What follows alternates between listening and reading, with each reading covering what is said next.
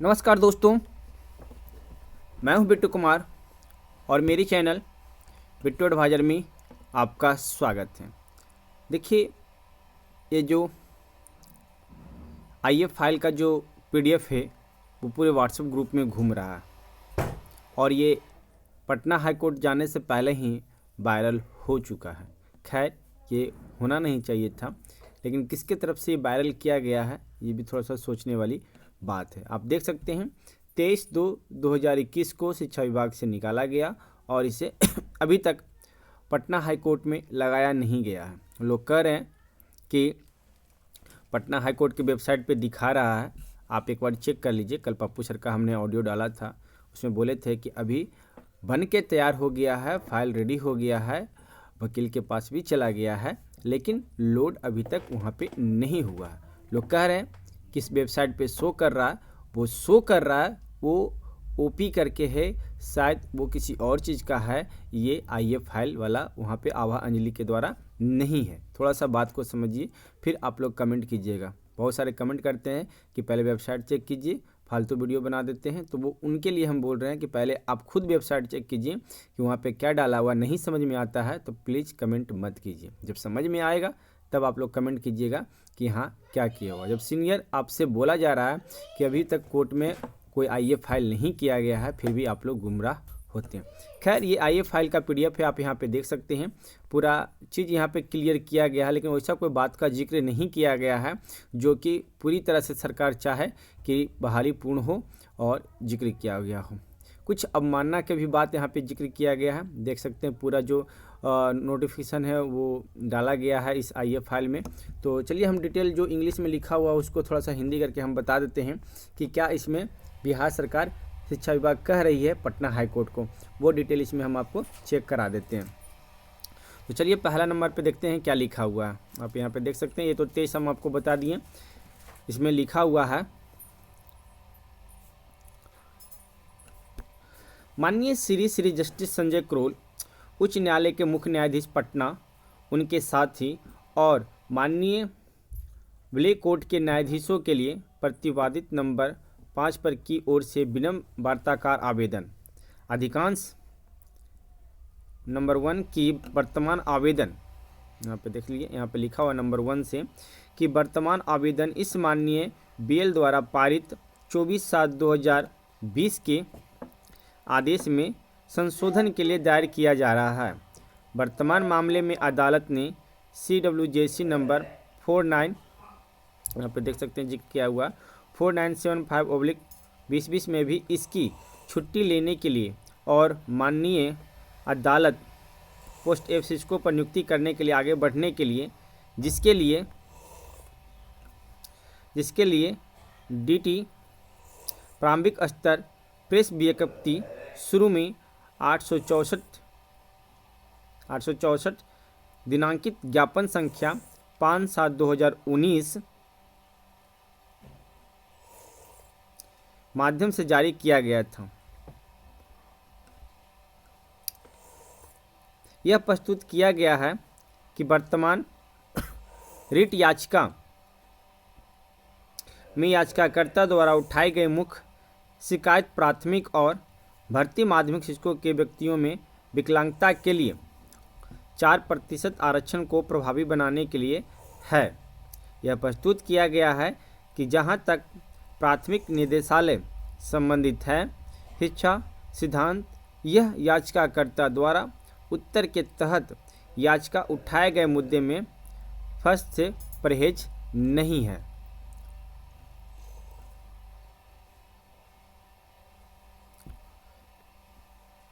अगला कॉलम है कि राज्य सरकार ने बिहार पंचायत राज अधिनियम 2006 के अनुच्छेद 146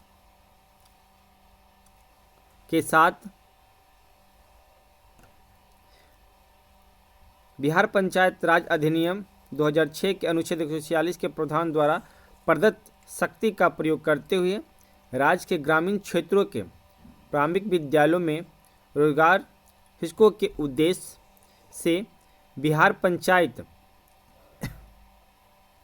प्रारंभिक शिक्षक रोजगार एवं सेवा शर्त नियम 2012 बनाया था।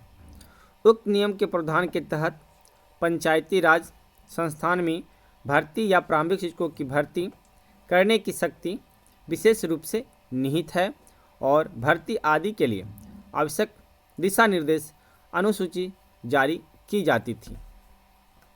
अगला पॉइंट जो किया गया है, शिक्षा विभाग बिहार पटना समय समय पर आधार, छठा है नियम 2012 रूल्स नियम 2012 के उक्त त्वर नियम 8 में स्पष्ट प्रावधान है कि प्रारंभिक पंचायत शिक्षकों का रोजगार बिहार सरकार के प्रशासन विभाग के रूप में समान द्वारा अधिसूचित आरक्षण नियम के तहत तैयार आरक्षण रोस्टर के अनुसार किया जाएगा। प्रत्येक विषय में जिला स्तर पर आवेदन किया जाएगा। यह अनुदेशकों के मामले में भी लागू होगा कि एक दिव्यांगों के प्रावधान को लागू करने के लिए अधिकार और भागीदारी से भरा संरक्षण अधिनियम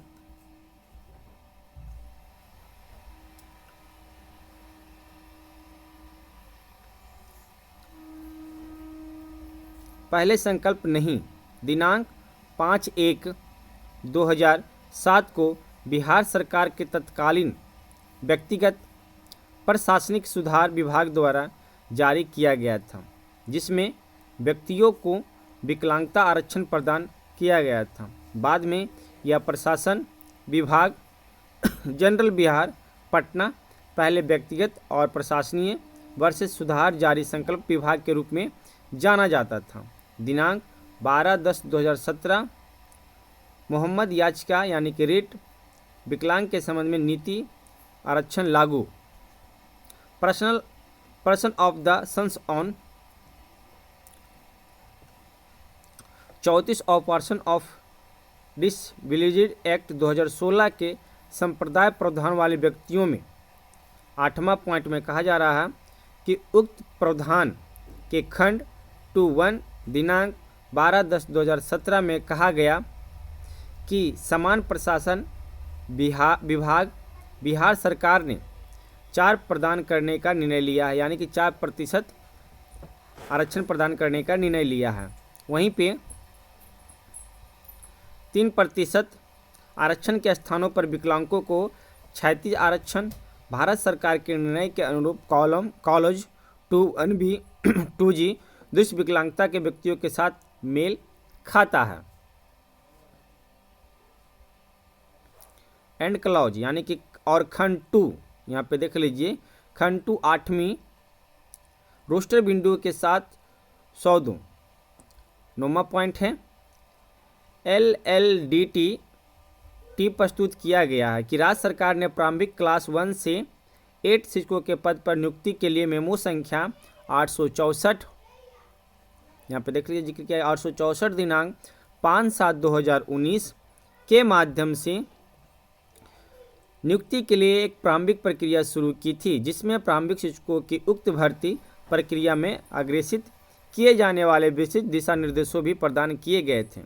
मेमो नंबर 864 दिनांक 5/7/2019 फर्स्ट की एक फोटो स्टेट कॉपी इसके साथ संलग्न और चिन्हित के रूप में किया जा रहा है। अगला पॉइंट है 10वां में LLDT यह प्रस्तुत किया गया है कि उक्त ज्ञापन संख्या 5/7/2019 के खंड में स्पष्ट रूप से निर्धारित किया गया है विकलांग व्यक्तियों को 4% आरक्षण का प्रावधान वर्तमान रिट याचिका में याचिकाकर्ता की दिनांक 12/7/2017 के संकल्प संख्या 13062 के संदर्भ में 11वें नंबर कहता है कि यह प्रस्तुत किया गया है कि जहां तक नियुक्ति करने के लिए रोस्टर के लिए प्रदान करने के रूप में उद्देश्य संबंधित हैं, फर्स्ट स्तर प्राधिकरण आयु जिला इंडियन विजुअल डिस्ट्रिक्ट और के द्वारा डॉक्टर डी सरकार निर्देश प्रति SMS विभाग के इस समय पर है कि इस प्रकार यह सबसे सम्मान 12 है। उन्होंने कहा है कि पहले से ही निषद व्यक्तियों को 37 आरक्षण देने का प्रावधान है। डिपोनेट ने प्रारंभिक शिक्षकों की नियुक्ति करने के लिए आगे बढ़ने की अनुमति दिए जाने के लिए इस माननीय बीएल कोर्ट की छुट्टी मांगी है। 13 में है, वर्तमान की तरह कोई आवेदन नहीं, अनवर्ताकार वर्तमान गैर डेंडेंट नंबर 5 की ओर से इस मामले में पहले दायर किया गया है। इसलिए प्रार्थना की जाती है कि आपके लॉर्डशिप कृपया पूर्वक वर्तमान वार्ताकार आवेदन की अनुमति देने की कृपा कर सकते हैं। आगे 24/7/2020 को पारित आदेश को याद किया जा सकता है कि वर्तमान रिट याचिका में पारित CWJC संख्या 4975/2020 और अन्य आदेश अपने लॉर्डशिप के रूप में इस तरह के आदेश पारित तथ्यों और मामले के परिक्रमा टेंस में उचित समझे जा सकते हैं। यानी कि कहा गया है कि मानिए आपको जो उचित लगता है आप कीजिए, या तो आप जो फैसला देना चाहते हो वह फैसला दीजिए, या केस को आगे बढ़ाना चाहते हैं तो वो आगे बढ़ाइए। सरकार की तरफ से इतनी ही बातों को रखा गया है। तो पूरा डिटेल इस वीडियो में आपको हम समझा दिए हैं। आगे जो भी प्रॉब्लम होगा कमेंट कीजिएगा, उस प्रॉब्लम का हम रिप्लाई जरूर करेंगे। फिर मिलते हैं नेक्स्ट वीडियो में। धन्यवाद।